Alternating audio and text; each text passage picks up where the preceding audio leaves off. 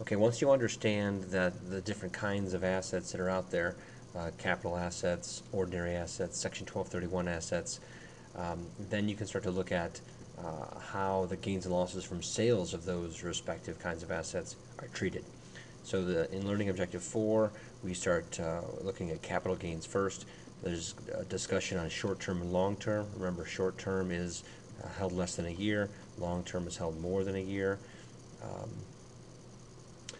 Important to realize if you have short-term gains, then they're going to be taxed as ordinary income. So it doesn't even matter really if they're from sales of capital assets.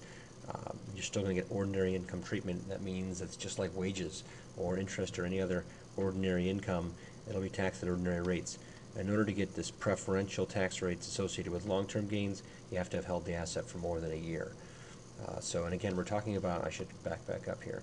This Learning Objective 4 talks about treatment of capital gains and losses from a non-corporate taxpayer perspective. So basically we're talking about individuals here.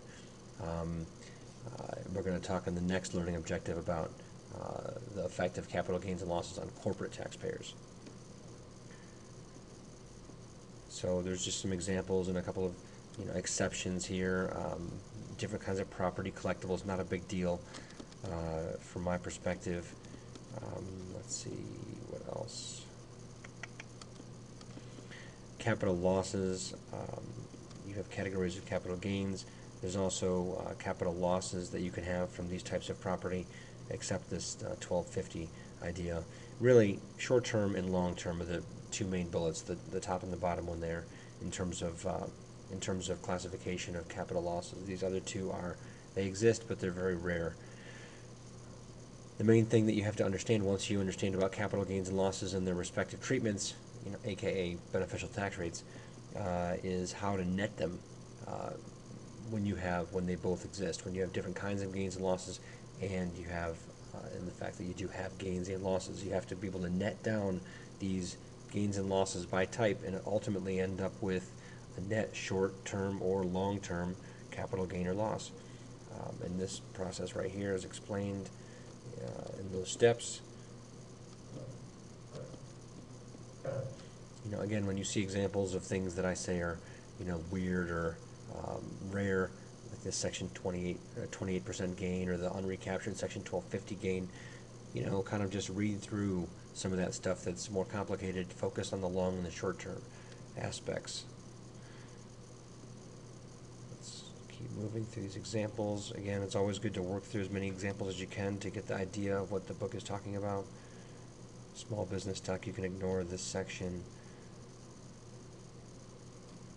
Learning Objective 5 is tax treatment of capital gains and losses for corporate taxpayers. There's some main differences between individual taxpayers and corporate taxpayers concerning capital gains and losses, and they're right here. Capital gains taxed at ordinary rates, so there's no beneficial tax rates for long-term capital gains. Capital losses only offset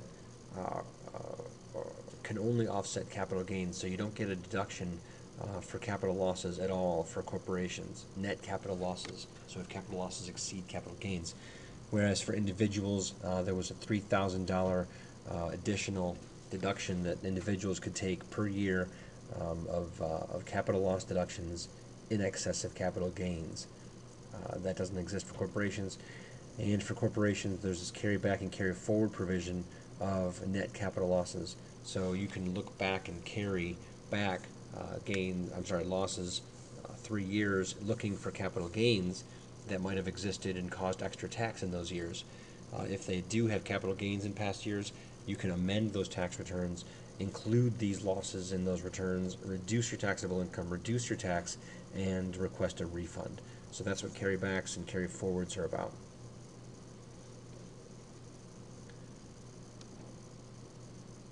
We'll pick up with Learning Objective 6 in the next video.